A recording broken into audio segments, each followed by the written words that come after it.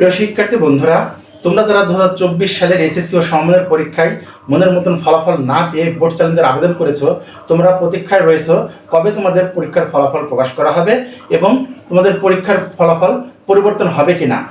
তোমরা জীবনে 2টি বছর অক্লান্ত পরিশ্রম করে তোমাদের এসএসসি ও সমমানের পরীক্ষায় অংশগ্রহণ করেছো। এখন তোমাদের মনের মতন ফলাফল পাওনি। তোমরা বোর্ড চ্যালেঞ্জের আবেদন করেছো যাতে করে তোমাদের পরীক্ষার ফলটি পরিবর্তন হয়। অনেক শিক্ষার্থী 78 বা 79 পেয়েছে, আবার অনেক শিক্ষার্থী বিভিন্ন গ্রেডের কিছু কম পেয়েছে। বেশ কিছু শিক্ষার্থী আছে যাদের রেজাল্ট ফেল এসেছে। এখন এই সকল শিক্ষার্থী তোমরা যারা বোর্ড চ্যালেঞ্জের আবেদন করেছো, তোমরা এখন প্রত্যাশায় রয়েছো যে তোমাদের সকলের রেজাল্ট যেন পরিবর্তন হয়। আসলে সকলের রেজাল্ট পরিবর্তন কখনোই সম্ভব না, তাহলে তো 100% পাস আসলো। যেদিন থেকে শিক্ষা ব্যবস্থার মূল্যায়ন চালু হয়েছে সেদিন থেকে পাস ও ফেল দুইটা পাশাপাশি চলে এসেছে। হয়তো পাশের পরিমাণ কোনো সময় বেশি হয়েছে, আবার কোনো সময় কম হয়েছে। এবারও ঠিক সেরকমই হয়েছে। এখন তোমরা যারা বোর্ড চ্যালেঞ্জের আবেদন করেছো, তোমরা সকলেই চাচ্ছ যে তোমাদের সকলের রেজাল্টে পরিবর্তন আসুক। যারা A+ ছুটে গেছে তাদের A+ আসুক, যারা ফেল করেছো তাদেরটা পাস আসুক।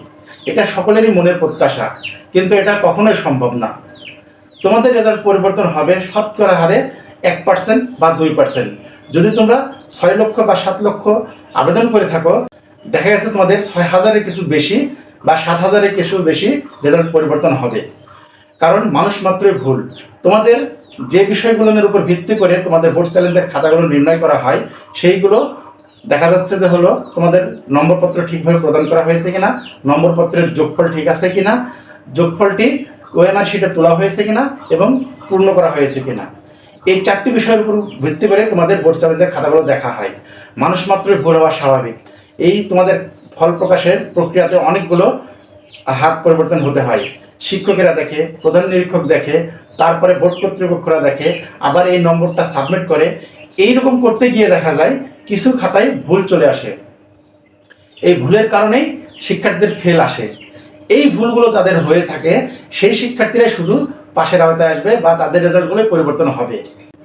যে সকল শিক্ষার্থীরা পরীক্ষার খাতায় খুব ভালোভাবে লিখে এসেছে কিন্তু কোনো ভুলের কারণে তাদের ফেল এসেছে, সেই সকল শিক্ষার্থীর খাতাগুলো নিয়ে পরিবর্তন হবে।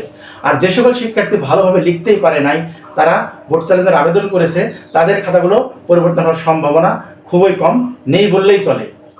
তো প্রিয় শিক্ষার্থী বন্ধুরা, আসলে বোর্ড চ্যালেঞ্জ করলেই যে সবাইকে পাস দেবে বা সবার রেজাল্ট পরিবর্তন হবে, এটা কখনোই সম্ভব না। যে সকল শিক্ষার্থীর ভুলের আওতায় এসেছে সেই সকল শিক্ষার্থীগুলো নিয়ে সংশোধন করে তার রেজাল্ট পরিবর্তন হবে। আশা করি তোমরা যারা এই ভুলের শিকার হয়েছ, তোমাদের সকলের ভুল সংশোধন হোক, তোমাদের রেজাল্টে পরিবর্তন হোক, এই প্রত্যাশা করে আজকে এখানে শেষ করছি। ভিডিওটি দেখার জন্য ধন্যবাদ।